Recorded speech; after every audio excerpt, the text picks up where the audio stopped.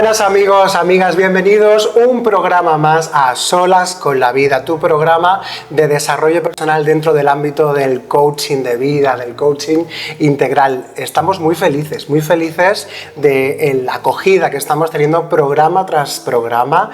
Nuestros canales oficiales están en constante crecimiento y eso que sepáis que nos hace muy felices. Aquí, como siempre, al timón de la nave de la inconsciencia, un servidor, Enrique Miguel Navas, caminante de caminos y, cómo no, acompañado siempre. Pues mira, como tenemos muchos amigos que nos están siguiendo desde hace ya varios programas desde México, le hacemos un guiñito. Aquí tengo a mi lado a mi cachito, a mi cielito lindo, ¿no?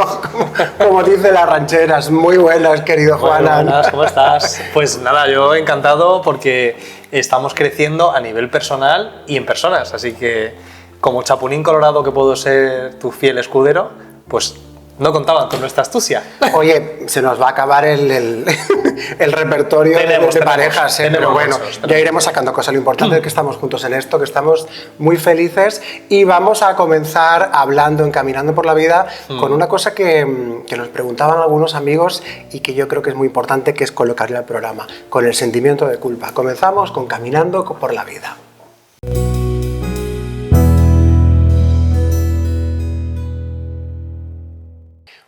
Bueno, Juana, lo que está claro es que la culpa es uno de nuestros jueces más implacables, ¿no? Sí, es uno de los sentimientos que hoy en día, que más remordimientos y que más lastre puede causar en el ser humano. Entonces merece un programa entero, merece que le prestemos una atención especial y cuidadosa. Hombre, es que si fuera por nosotros, pero es que tenemos a un director que siempre está dándonos guerra con el tiempo. No, vamos, si nos tenemos aquí horas y horas y horas. Sí, el sentimiento de culpa es nuestro pepito grillo, ¿no? Es el avisador de la conciencia de que algo hemos hecho y está mal dentro de nuestros conceptos morales, culturales, sociales, con lo cual es personal, el sentimiento de culpa es personal y en función de nuestra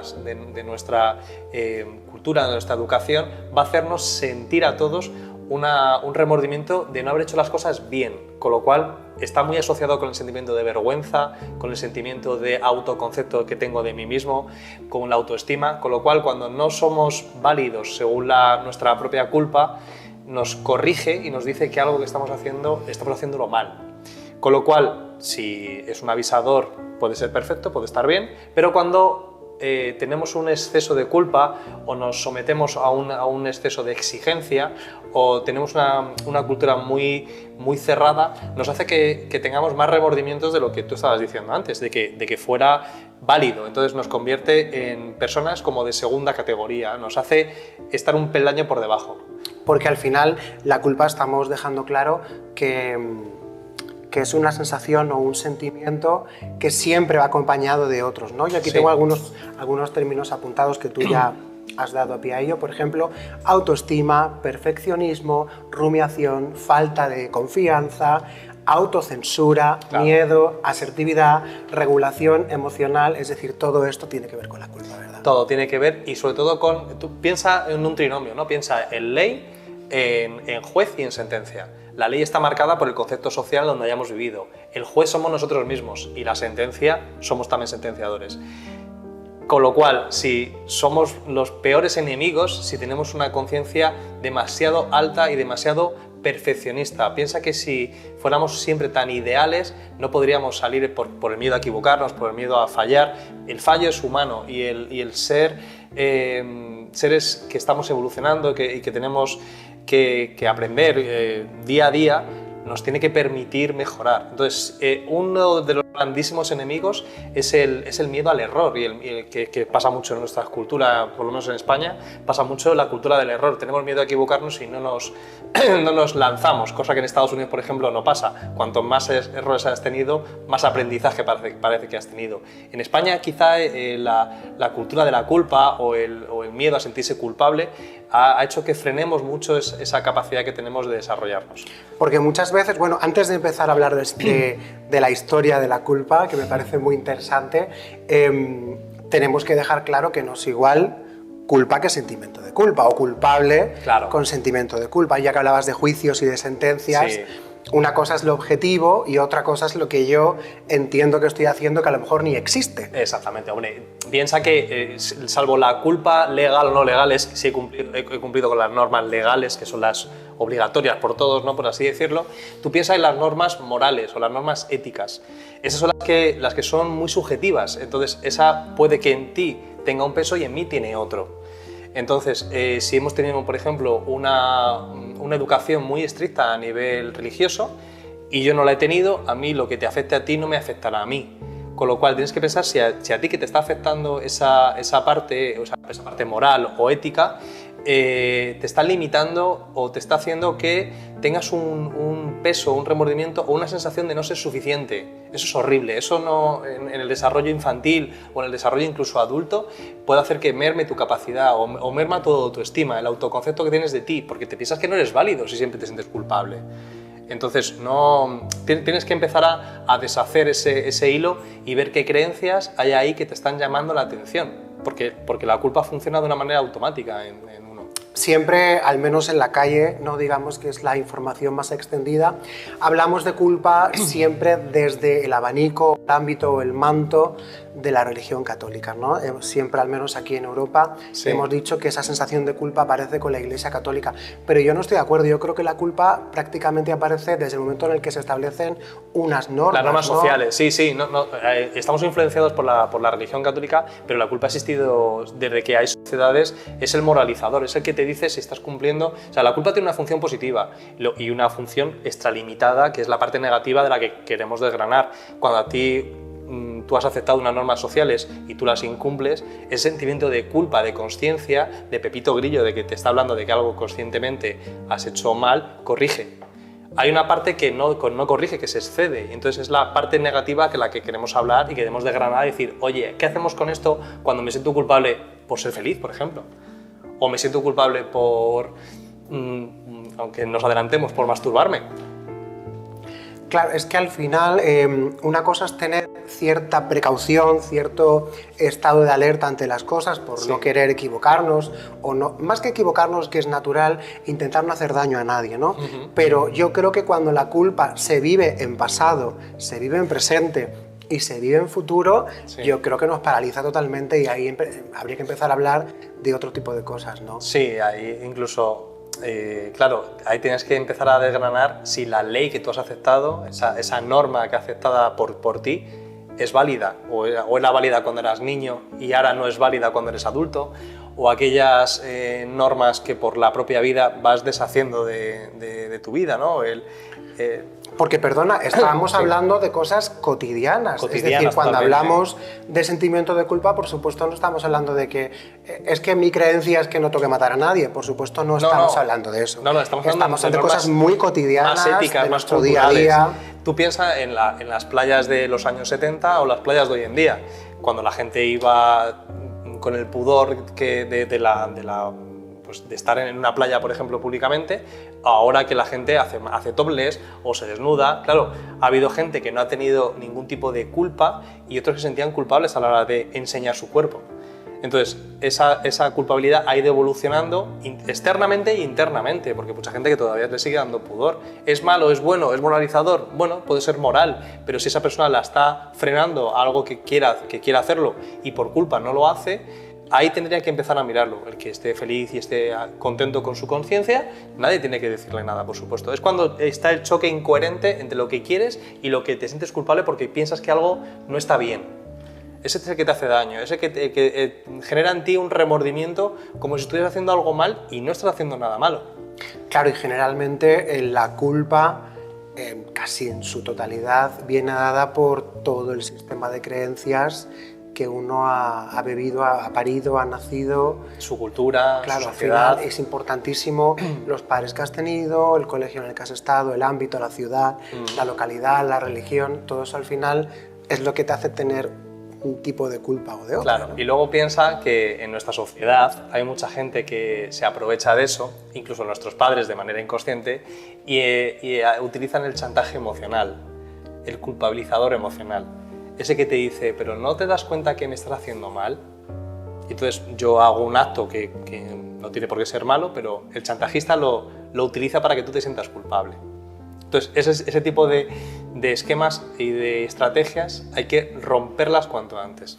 Y en el lenguaje lo tenemos como muy incorporado porque siempre que tenemos un conflicto con el trabajo, con amigos, con relaciones, siempre aparece la palabra soy culpable, eres culpable. ¿No crees que un buen consejo podría ser, por ejemplo, cambiar esa palabra, reprogramarnos y decir soy responsable? Ahora entramos en las soluciones. Una de las soluciones es dejar la culpabilidad a un lado y hacernos cargo de nuestra responsabilidad en lo que está sucediendo. Es decir, si nosotros esa norma que estamos incumpliendo nos hace sentir culpables, es una norma aceptada por mí mismo, tengo que hacerme cargo con ella. No puedo dejarla pasar y sentirme culpable, no, tengo que hacerme responsable de ella. Y si yo me siento culpable, me tengo que hacer responsable del acto que he cometido. Con lo cual, si yo he cometido un acto que me hace sentir culpable, tengo que corregirlo de alguna manera, o por lo menos evitar que vuelva a suceder. Entonces, ahí sí, me hago cargo. Dicen que la persona inconsciente echa la culpa a los demás y la persona consciente se echa la culpa a sí mismo, porque él tiene algo que ver en ese acto que se siente culpable.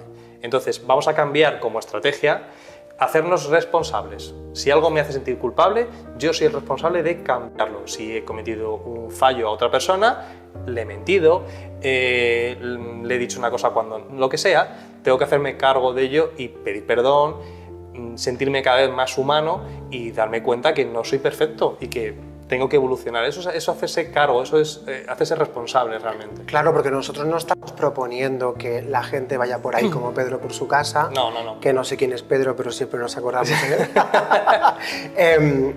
Que no tengamos leyes ni normas, no estamos hablando de eso. No. Estamos hablando que tampoco podemos ir a herida abierta diariamente por mi culpa, por mi culpa. No. Es decir, que simplemente hay que aprender a gestionar las cosas de las que somos responsables e intentar poner soluciones desde un punto de vista que no sea ir a cuchillada limpia. Claro, hay que sacar esa parte adulta y no tanto infantil para decir, oye, si me siento culpable, pues tengo que verificar aquello que estoy haciendo, aquel acto que estoy haciendo y si coincide con mi creencia.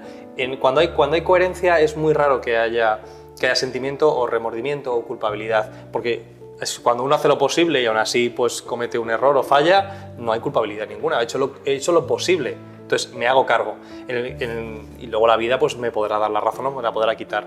Pero cuando uno sabe que ha fallado en algo y sigue fallando y la culpa de los demás y la responsabilidad de los demás y nunca estoy yo, ahí hay un problema de crecimiento, hay un problema de que me estoy boicoteando a mí mismo, que el día de mañana no voy a poder cumplir mis palabras, por eso la autoestima, el autoconcepto que tengo de mí mismo, y voy a estar un poco a la deriva, ¿no? Emocionalmente hablando. Siempre voy a tener ahí algo que arreglar.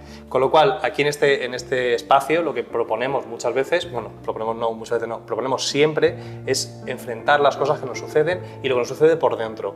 Y un gran conocimiento es ver que lo que hago, lo que siento y lo que pienso van de la mano, van de forma coherente. Ante eso es muy complicado sentirse culpable, me hago responsable y si tengo un error, lo que tengo que hacer es corregirlo, pedir perdón, intentar que no suceda más. Eso es una gestión emocional interesante, más que sentirme culpable y sufrirla en silencio, con los remordimientos, con la vergüenza de mostrarme. Eso es un camino más complicado.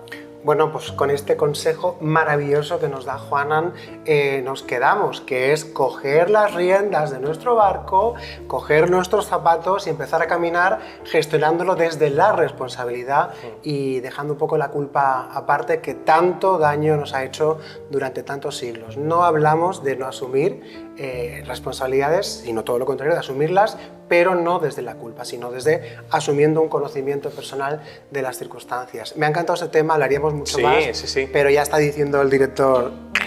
Así que nada, nos vamos con la botica de la abuela Isabel. Sin culpabilidad, nos vamos. Sí, eso, nos vamos sin culpabilidad, siempre.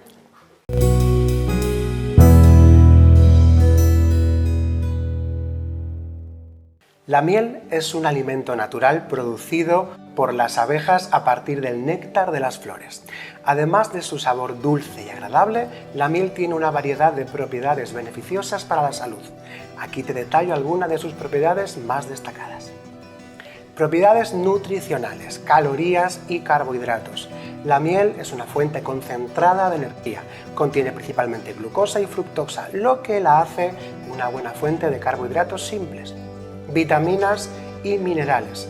Aunque en cantidades pequeñas, la miel contiene vitaminas como la B6, tiamina, niacina, riboflavina y ácido pantoténico, así como minerales como calcio, cobre, hierro, magnesio, manganeso, fósforo, potasio, sodio y zinc. Propiedades antioxidantes. La miel es rica en compuestos antioxidantes como flavonoides y ácidos fenólicos, que ayudan a neutralizar los radicales libres y reducir el estrés oxidativo en el cuerpo. Propiedades antibacterianas y antimicrobianas. La miel tiene propiedades antibacterianas gracias a la presencia del peróxido de hidrógeno, ácido glucónico y defensinas. Esto la hace útil para tratar heridas y quemaduras menores, previniendo así las infecciones.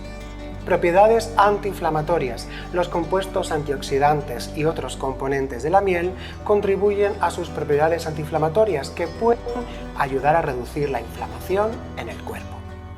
Propiedades cicatrizantes. La miel puede acelerar el proceso de cicatrización de heridas debido a su capacidad para mantener el área húmeda y su efecto antibacteriano, lo que previene infecciones y facilita la regeneración de tejidos. Propiedades prebióticas. La miel contiene oligosacáridos que actúan como prebióticos, promoviendo el crecimiento de bacterias beneficiosas en el intestino y mejorando la salud digestiva. Propiedades antitusivas. La miel es uno de los mejores remedios tradicionales para aliviar la tos y el dolor de garganta. Su textura viscosa y sus propiedades antimicrobianas pueden calmar la irritación y reducir la frecuencia de la tos. Usos cosméticos. La miel es utilizada en productos de belleza y cuidados de la piel por sus propiedades hidratantes, antibacterianas y antioxidantes. Puede ayudar a mantener la piel suave, hidratada y libre de imperfecciones. Por último, decirte que es importante tener en cuenta que, como cualquier alimento o hierba, tiene que ser utilizado con precaución y la dosis adecuada. Ante las dudas, es recomendable consultar a un profesional de la salud antes de incorporar este producto en su dieta o régimen de salud sin control. Me estoy riendo porque lo de la miel me recuerda a Montiel, que hablaba un poco como si tuvieras ahora miel en la boca. Yo soy muy fan de la miel, claro. Los que nos dedicamos a trabajar con la voz, es uno de nuestros santitos, ¿verdad? No me dejes con la miel en los labios. También. Y dime más. Bueno, ahora toca la sección de sexo, que yo creo ya no estábamos pasando con tanto folclore. Vamos a reconducirlo un poquito más desde el punto de vista de... Ahora te cuento, Juan, venga, hablemos del sexo.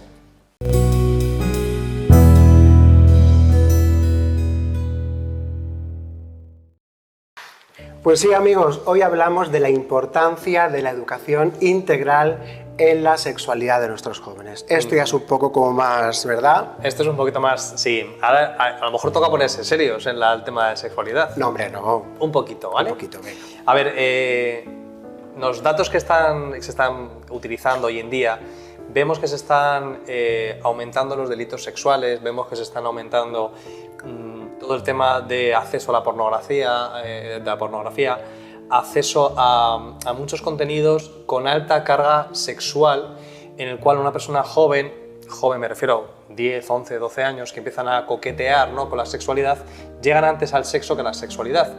Y eso es un problema que una persona joven vea como algo normal, cosa que no es normal para su edad, sino para edades más adultas. Con lo cual, una de las grandes cuestiones es hacer una educación integral para prevenir no solamente delitos, sino cuestiones de violencia de género o incluso violencia de delitos sexuales, porque se está banalizando y se están normalizando muchos comportamientos que no son para esa edad. Bueno, y te añado, porque además de todo esto, algo que ya estaba bajando desde hace años vuelve a tener un repunte, que es que la gente joven empieza a tener enfermedades de transmisión sexual, sí, y embarazos no deseados, claro, a edades muy tempranas, con lo cual empieza a preocupar el asunto. Claro, entonces una de las respuestas evidentemente es la educación. prohibir el acceso a jóvenes a pornografía y tal, deberías, por parte de los padres, por parte de la sociedad en general, debería ser algo más extendido y no tanto dejar un móvil a un joven para que pueda acceder a cualquier tipo de contenidos. Vemos que ahora mismo aquí en España se está acotando más el uso de tecnología y el uso de dispositivos móviles en las aulas, porque ya no es que yo lo pueda hacer, es que un amigo puede acceder, un adulto o con 14, 15, 16 años puede acceder y se lo puede dejar a un menor, con lo cual, a un menor de esos 16 años. Con lo cual, el control de ese tipo de acceso debería ser, bajo mi punto de vista, mucho más serio, mucho más eficaz que el que está haciendo. A través también de los medios de comunicación se debería proponer, para mi punto de vista, una graduación un poquito mayor sobre contenidos sexuales, sobre palabras, sobre gestos, sobre imágenes que fomenten una cultura sexual como demasiado abierta, no para nosotros, que lo podemos entender, sino para un niño de 12, 13 años que ve en una pantalla, ve algo que no entiende y que lo va aceptando de manera normal. Y me pongo en el caso de las manadas que ha habido creo, por los medios de comunicación, una manera de tratarlo de manera banal, de tal manera que un niño no entendía lo que estaba sucediendo, simplemente lo veía como algo normal. Creo que los contenidos deberían revisarse por parte de los medios de comunicación, por las autoridades y, por supuesto, educación. Que claro, yo no quiero entrar en política porque no es el programa, no debemos. Pero es que estamos viviendo una última oleada donde pues algunos sectores de la política de alguna manera quieren acotar todo este tema y otros muchos, y pues otro sector está diciendo que eso es falta de libertad. Entonces, claro, ¿cómo medimos una cosa a otra? Por aquí tengo un dato importantísimo. Sí. ¿Sabían ustedes que a nivel mundial, solo el 34% de las personas que tienen 18 años, solo el 34% saben exactamente lo que es el SIDA, cómo se produce y...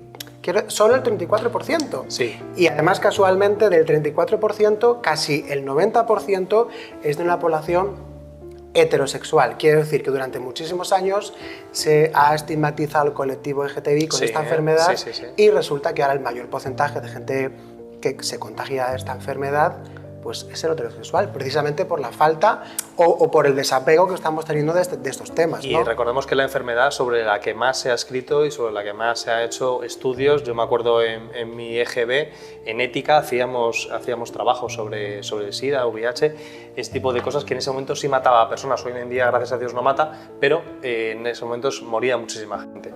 Con lo cual, toca ponernos serios en este caso, porque para mí la libertad de expresión o la libertad de poder hablar toca de lleno cuando se trata de menores. Si una persona ha alcanzado su edad adulta y ya es capaz de leer y capaz de expresarse y capaz de concebir lo que es una sexualidad libre, sana o como prefieran ellos, perfecto, eso es su vida. Pero la protección de la infancia tenemos que protegerla desde que son muy pequeños, desde que tienen acceso a redes, desde que tienen acceso a contenidos a través de móviles. Nosotros en nuestra época teníamos pues con las revistas o con películas, pero ahora con un simple like, un simple pantallazo, estar viendo pues gente muy joven de 12, 13, 14 años que se está sexualizando en fotografías o en chantajes de que mándame una fotito. Entonces, este tipo de cosas debe protegerse. Con lo cual, no hay libertad cuando estamos hablando de menores que no pueden gobernarse, que no saben gestionar una fotografía o un chantaje o algo que les va a pasar de aquí al futuro, que es su primer acceso pues, al sexo. ¿Y tú crees que en España hay tanta educación sexual como hacemos creer en los medios de comunicación? Porque, por ejemplo, más del 50% de las niñas preadolescentes no saben nada de la menstruación hasta que no llega el momento. Claro.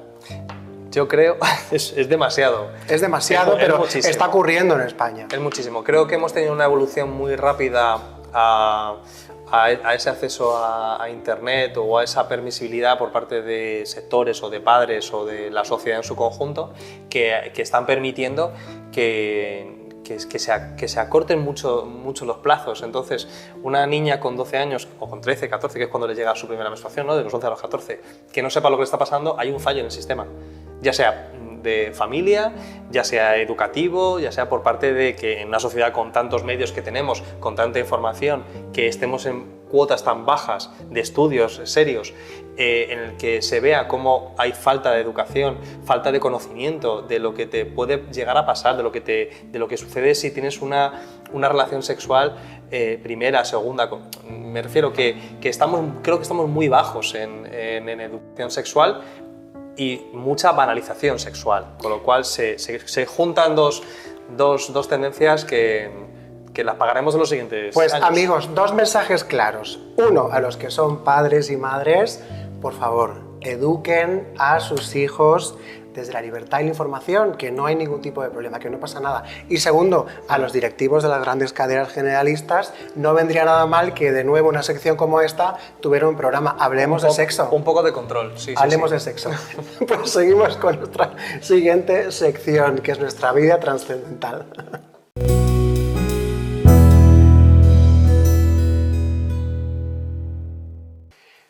Bueno, hoy vamos a hablar de algo que no es costoso, que es muy sencillo, que se puede hacer en cualquier lugar, que no se necesita ningún tipo de equipamiento y que es de las herramientas más sanadoras que están a mano de cualquiera, que es la meditación. La meditación. Por fin llegó nuestra querida meditación. La estábamos esperando como agua de mayo, ¿no? Bueno, la meditación para mí es el acto más puro de encuentro con uno mismo. Lo podría definir, es palabras mías, no me las inventé, o sea, no son... Me ha llegado así. Entonces, la meditación es el acto interno más poderoso que existe, que en todas las grandes culturas que han evolucionado, todas las grandes filosofías, tienen un punto de meditación. Todas, incluso las religiones también meditan. Sí, de hecho una manera de meditar puede ser rezar un Padre Nuestro. Se puede meditar en muchas maneras. Aquí hay que desmitificar y quitar un poco de brujería o de sensaciones extrañas, porque se puede meditar cuando uno dibuja. Cuando uno escribe es el acto en el cual uno está presente con lo que está haciendo, libre de pensamientos, libre de influencias externas, solo contigo. Entonces, la meditación es ese acto donde el tiempo se para, donde no hay nada más que tú y lo que estás haciendo, ya sea la respiración, ya sea un movimiento. En Japón la meditación se hace a través del movimiento, no es la típica... Hay varios tipos de meditación. Sí, hay muchos tipos de meditación, pero es el acto más presente y cuando uno está presente está libre de pensamientos. Para mí es conectar con el aquí y con el ahora. Eso ¿no? es. Y conseguir de alguna manera deshacerte de todo eso que te está perturbando durante todo el tiempo. Claro. Una de las cosas que yo leo siempre cuando preparo los programas, además nosotros somos muy dados a la meditación, pero es que hay mucha gente que dice que no la quiere hacer porque no consigue ver esas lucecitas de las que hablan en las meditaciones guiadas, o que se agobia con la respiración cuando intentan trabajar con el diafragma. Es que yo creo que eso no es meditar tal cual, eso es una forma que te puede llevar, pero meditar es simplemente parar. Y conectar con lo que estás haciendo en ese momento. Claro, piensa que hay mucha gente, yo me he encontrado muchas personas que dicen, es que a mí meditar me agobia, porque es que se pone más nerviosa. Claro, ¿por qué? Porque hay un ruido mental muy excesivo. Es como pasar, y perdóname el ejemplo, es como pasar del rock a la música clásica. Pues va a haber ahí un cortocircuito, sí o sí. ¿Qué sucede? Que el parar la mente es un acto que requiere un ejercicio, como todo en la vida. Se entrena, claro. Se entrena. Entonces, ¿qué sucede? Que tú no puedes pasar, como estamos hablando, de un rock a una música clásica sin pasar por el pop.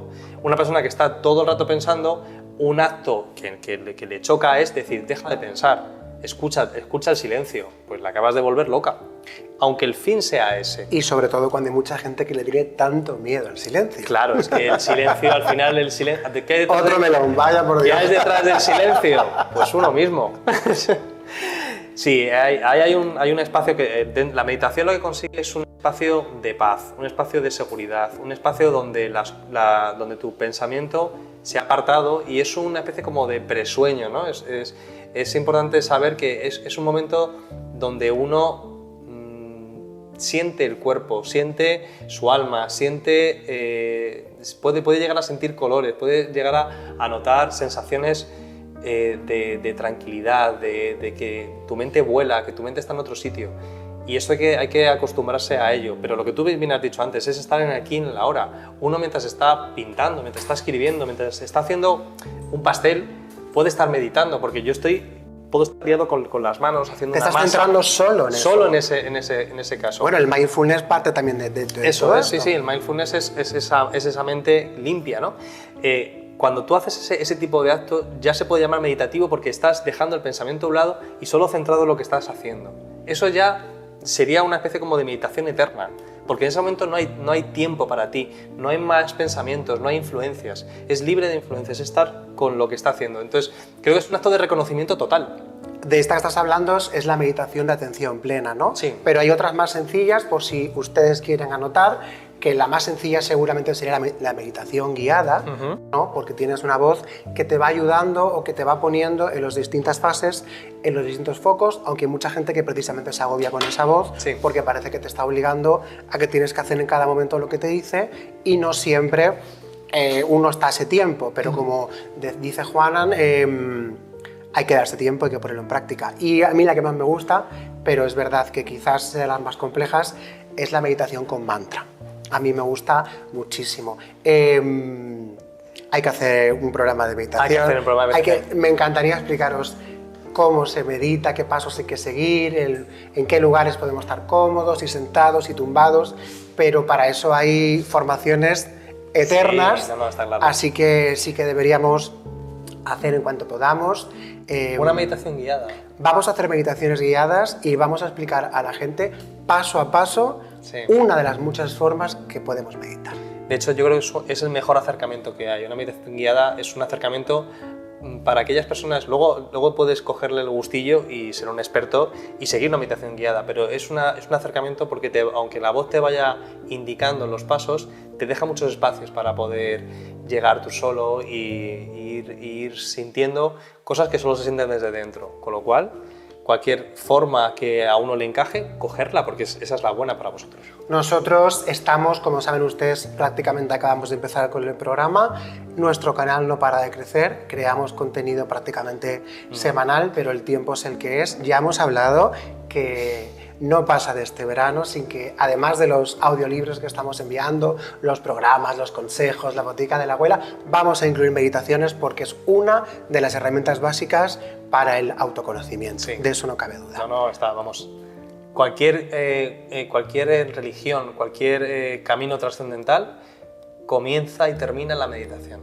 Pues nos quedamos con esa frase tan estupenda que nos dice Juanan y seguimos con nuestras recomendaciones de cada programa.